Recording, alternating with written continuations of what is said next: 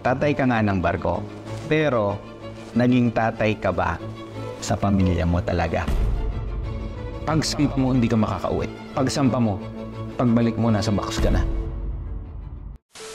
Kamusta mga kabayan? Mix Jose here and welcome sa panibagong episode ng Mix Connects, collaborating and connecting with people of success and influence. Happy Seaman's Month mga kabaro, and today meron tayong special episode para sa lahat ng mga seaman dyan, sa lahat ng mga tatay dyan.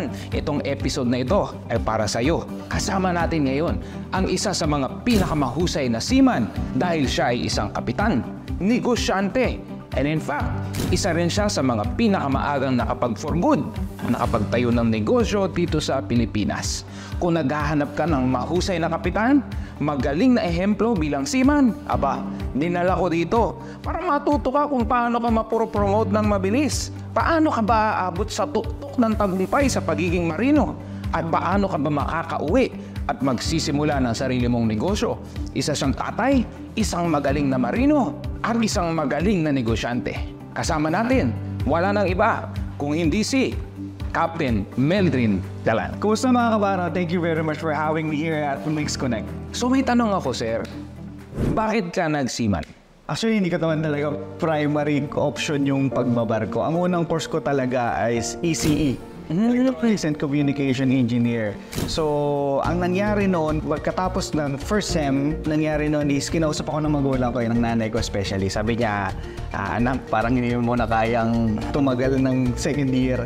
So, ang nangyari noon, sabi niya, pagkatapos ng second sem, titigil ka na kasi hindi namin kaya yung pang-araw-araw. Yung tuition, madali lang gawa ng paraan, pero yung pang-araw-araw, parang hindi na namin kaya. So, expected ko na natitigil ako pagkatapos ng first year. So, fortunately, nakakatawa nga kasi bakit? Nagbabasketball kami noon, yung mga kaibigan ko nung college. Sabi niya, pre, meron dito eskwelahan na libre. Sabi ko, saan ba yan? Sabi niya, sa Bataan. So, during that time, hindi ko na tinanong kung anong course niya. Basta ang nakita ko lang, sabi niya, libre. Yun yung nag-ring sa akin, libre. So, ang goal ko lang kasi ron, kasi tayo kasi pinalaki ng mga magulang natin na magtapos ka ng pag-aaral, pagkatapos magiging okay ka, magkakaroon ka ng magandang trabaho, and eventually yayaman ka. So, yun yung parang naging pattern ko sa buhay ko na makapagtapos. As long na makapagtapos lang ako, okay na ako. Feeling ko nandun na ako sa first step. Kahit anong kurso pa yun, basta makatapos ka. Oo, kahit anong kurso, basta makatapos. Grabe yun, no? So, pag-entrance exam ko, yun, isang academy, Maritime Academy of Asia Pacific pala yung eskwelahan na yun. So, ang dalawa na pala yung option, Marine Engineer tsaka Marine Transportation. Okay, so sabi nila, mainit daw sa makina. So, ang pinili ko, Marine Transportation kasi doon daw yung kapitan eh. Tama. So, yun yung naging option ko. Marine Transportation, sabi ko, as long na libre, tatapusin ko to. Ano sabi ng parents mo? Na pinili mo yung libre kahit hindi mo gusto or hindi siya first choice mo? Ano sabi ng parents mo na nakahanap ka ng eskwelahan na wala na silang puproblemahin? Actually, yung parents ko very proud eh. Nung nakita, buti naman ang anak ko. Kumaga ako na yung mismong gumawa ng paraan para makapag-aral ng tuloy-tuloy. Kasi wala talagang ibang option eh. It's either titigil ako after ng first year or magtutuloy-tuloy. Kahit anong course. Naging proud pa nga sila yun. Tawa ko. So nakita mo talaga na proud sila sa'yo? Oo, of course. Ano ba ang background nila? Ang tatay ko is dating OFW pero grade 4 pa lang kasi ako tumigil na siya eh. Kasi nagkaroon ng mga problem pagdating sa papeles. Saan pa yun? Sa Saipan. Yung uso pa yung mga TNT. So nagkaroon ng problema sa papeles kaya tumigil yung father ko. Wala na siyang ibang choice kundi bumalik ulit sa Pilipinas. So, ang nangyari noon, pag uwi niya ng Pilipinas, naging tubero siya. And then, yung nanay ko, plain housewife siya. So, tubero and housewife, tapos nagkaroon ng anak na kapitan. So, kung may mensahe ka sa kanila, ano ba masasabi mo sa kanila ngayon? Ma, thank you very much. Maraming salamat kasi bakit pinalaki niyo ako ng maayos pagdating when it comes sa attitude. Sa tatay ko, during that time, nung nagbabarko ako, doon ko na-realize yung, kasi OFW yung tatay ko eh. Nung nagbarko ako, tsaka ko na-realize yung sakripisyo palang ibinibigay ng isang ama. Na parang, during that time, unang pagbabarko ko, tapos maalon, tapos nagtatrabaho pa rin ako sa labas. Sabi ko, ganito pala yung experience ng isang OFW. So Dad, I'm very proud and I'm very thankful. Maraming salamat kasi yung pagiging ama talagang pinanindigan mo even though ang kapalit naman is yung magiging malayo sa amin. So sa mga anak dyan, na mga makakapalang mukha, hindi kayo nagbibigay ng atensyon at pagmamahal sa mga magulang ninyo. Meron nga tayo dito kasama, di ba? Basta makatulong sa magulang, para makagaang sa magulang, sa sakripisyo. Tapos kayo napaka-arte nyo. Nakukuha nyo nga yung kurso na gusto din nyo eh. Kayong mga iilang kayo dyan ng mga apakapal ng mukha, apakakapal ng mukha ninyo, di ba? Tandaan nyo, blessing kayo, be blessing kayo, pinag-aaral kayo, nakukuha pa nila sir yung mga kurso na gusto nila. Tapos ang arte ninyo, di ba? Mag-aaral kayo mabuti dyan, buti nga kayo, nandun kayo sa course na gusto ninyo, may pera yung magulang ninyo eh. So kung meron kang ganyan, lubusin mo na at magpasalamat ka sa magulang mo. No? At sa mga anak dito na tumutulong sa mga tatay nila, good job. Sa nangananay nila, tinutulungan nila, ina-assist nila, good job. Kasi mabuti kang anak, pagpatuloy mo yan. So ngayon, eto na, Kap, how did you feel na naka-accomplish mo yung pinaka-top ng career mo? Actually, looking back doon, parang matagal, that's way back 2015. Ilang taong ka nun, nung una mo act? 30. Wow! Kayo mga simang kayo dyan nanonood, pumalak pa kayo digitally ha. Bihirang-bihira ako, nagiging kapitan ng 30 anyos, tama? Bihirang-bihira yan. Kaya nga, it's siya yung in-invite ko dito eh. Kasi kung gusto nyo mahusay na seaman, ito yon. So, how did it feel? 30 years old, kapitan ka. Actually, nung unang acto ko kasing chief mate, 25 pa lang ako. Ang nangyari, 25 years old, chief mate ka. 25, chief mate. Ang nangyari kasi noon, yung kapitan ko namatay. Anong reason? Meron siyang parang sakit na tinago. So, ang ginawa ko, tinawag ko si chief engineer. Nung tinawag ko siya, sabi ko, sir, tingnan mo nga si kapitan. Sabi niya, anong nangyari daw mo, Kap? Sabi niya, sumasakit likod. Kung baka may bato ka. So, ang bilis ng pangyayari na parang ako na yung umakto, na parang pinasamahan ko na sa AB, and then later on, nung gabi na, pinasamahan ko na sa OS, then tinawag ko na sa opisina na, sir, parang hindi na incapacitated na si kapitan, hindi na siya makapag-decide. So, parang disoriented na siya. And then later on, unti-unting nanghihina, pinapabantayan ko na, tuwawag na kami ng helicopter. And the point, nung nakakontak na kami ng helicopter, binigyan kami ng go signal ng opisina. Yun yung mismong point na umakyat sa chief engineer. Sabi niya, Chief, patay na si kapitan. Later on, sabi ng AB, kasi yung mga tao nakapaligid na sa kanya eh. Sir, nawala ng pulso yung si kapitan. So, kalimitan dito nawawala yung pulso eh. Pero dito meron pa eh. So, pag-check ko, meron pa. Eventually, unti-unti rin nawala. So, ang nangyari doon, CPR. So, eventually, nag-CPR ka. That's my first time in my life na first, hopefully last na nakapag-CPR ako ng tao. And ang realization ko doon, yung kapitan ko nag-aagaw buhay na eh. So, yung mga tao nakapaligid, parang ayoko ma-picture out sa sarili ko na ako yun. Yun yung isang realization ko. So, ang nangyari, since unang akto ko ng chiefmate, namatay yung kapitan ko, so umakto na rin akong kapitanan. So yun, dun ko na napag-aralan lahat-lahat, and then eventually, nung mga sumunod na chiefmate, medyo madali na. Nung pag-akto ko ng kapitan, I feel proud of course, siyempre naman. Pero may question ako bago tayo pumunta dun. Pwede pala na pagsampa mo hindi ka makakauwi. Na yung huli mong kita sa mga mahal mo sa buhay, pagsampa mo, pagbalik mo nasa box ka na. Totoo yan, napakarami ko ng istorya na narinig na ganyan na aalis na masaya at healthy, and the family is expecting na mabalik si daddy na may dalang pasalubong. But eventually, bumalik na si daddy. Pero hindi pasalubong ang dala. Bumalik si daddy nasa loob ng kahon. Masakit nun. Siyempre, kahit sa worst enemy mo, hindi mo i-wish na uuwi yan, na heartbroken yung pamilya, magsisisigaw, mag-iiyak, na wala na yung tatay nila, wala na yung marino, na last na pala nila yon na nakita yung magulang nila. So ngayon, na-promote ka. Siyempre, sobrang saya. Tama. Can you remember how it felt nung naplasadahan ka? Actually, nung nabalasahan ako, sanggit lang ako nagbakasyon eh, para 1 week lang eh. Pag-uwi ko ng chiefmate, okay, mapopromote ka na, 7 days, binabigyan ka namin ng panahon para mag-ayos ng medical, kaya ng mapapeles. After 7 days, sampa ulit ako as kapitan. I feel proud of course, pero beyond that kasi ay, para sa akin kasi yung pagiging kapitan, responsibilidad mo yan eh. Nilagay ka niya sa taas, nilagay ka ni God sa taas para to keep watch lahat ng mga nasa baba mo. Kasi pag nagkamali ka, damay silang lahat. Damay silang lahat. Correct. Ito. At ang handle mo ngayon, hindi lang actually yung cargo eh. Actually, handle mo yung bawat buhay ng tao na nasa ilalim ng bara mo. Sipin mo, tapos pag nawala sila dahil sa pagkakamali mo, responsibilidad mo yun. Ito. How heavy is the responsibility? How did it feel?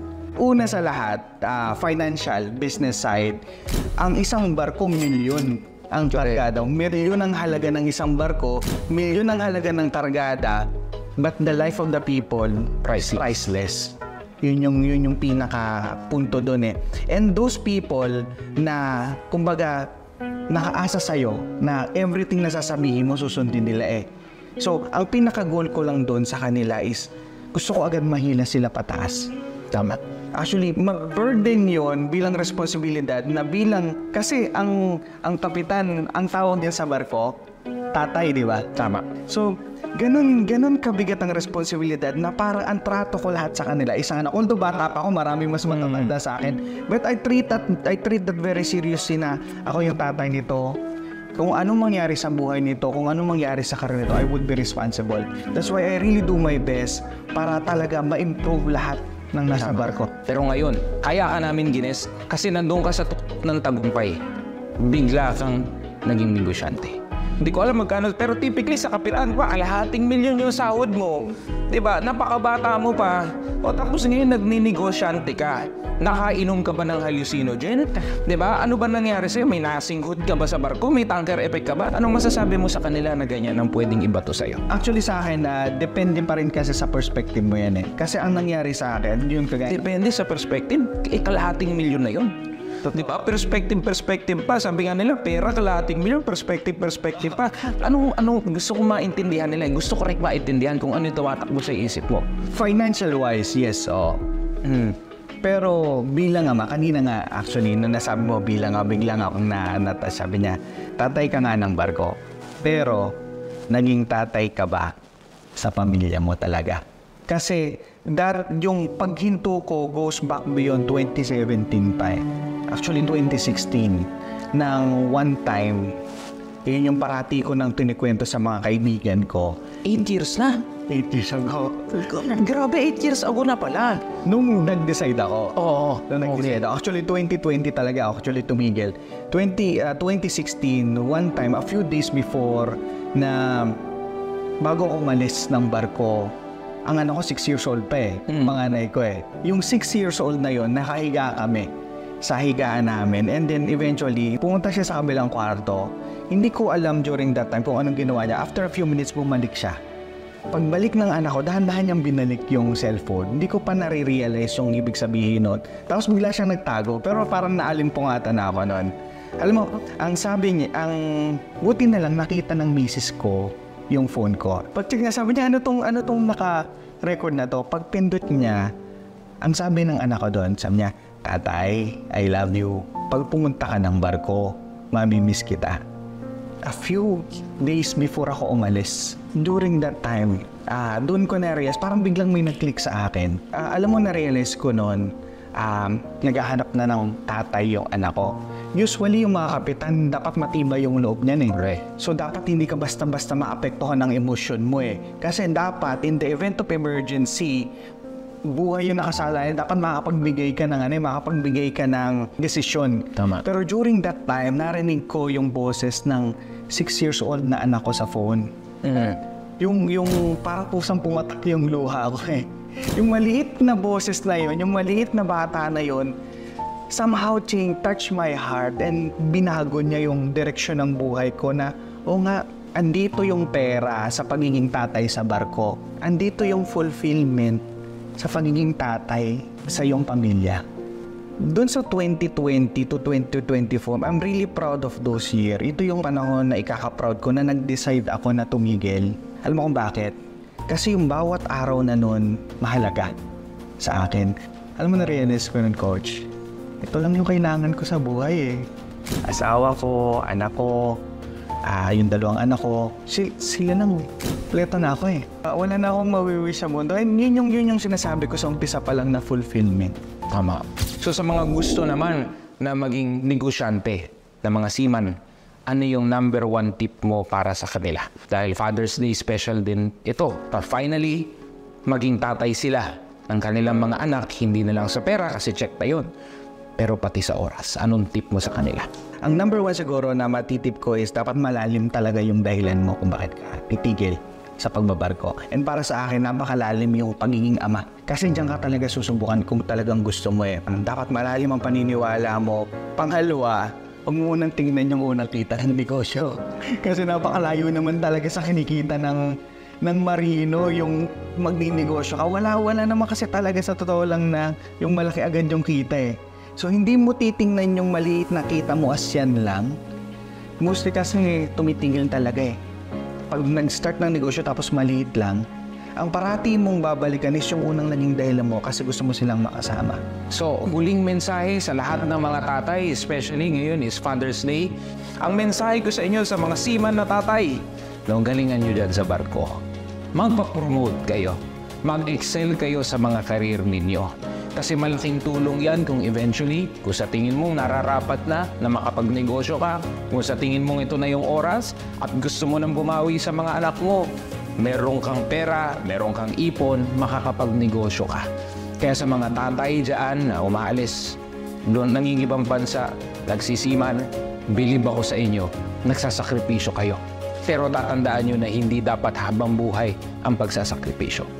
Dahil above money, above everything else, ang gusto ng pamilya mo ay makasama ka. Para sa mga tatay na si unang-una sa lahat, saludo ako sa inyo. Kasi bakit? Tinitiis nyo yung paghihirap na malayo sa pamilya sa kabila ng hirap ng pagtatrabaho sa barko. Pangalawang mensahe ko is that dapat hindi ka lang makontento dyan. Gumawa ka ng plano dahil hindi ka lang tatay sa picture lang, hindi ka lang tatay sa video lang. Hindi nila kailangan actually ng regalo mo eh. They do not need your presents. Ang kailangan nila ay presensya mo. Kaya dapat dumating sa panahon at magplano ka na darating sa punto hanggang dito na lang ang pagiging tatay ko sa barko, hanggang dito na lang ako nagbabarko.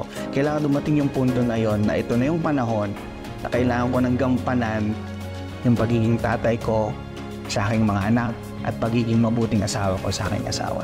Sana natuto kayo sa episode ngayon. Sa mga seaman dyan, tatandaan nyo na walang makakatalo sa hard work. Pag-aralan nyo na mabuti ang trabaho ninyo. Huwag ka puro reklamo at sumunod ka sa iyong mga leader. Dahil eventually makakaabot ka rin sa taas. At kung pagdating mo sa taas, marunong ka, magaling ka, hindi ka basta-basta maloloko. Naiintindihan mo ang trabaho. Sana tularan natin si Captain Meldrin Dalan na naging tatay sa barko at eventually naging tatay sa kanyang mga anak.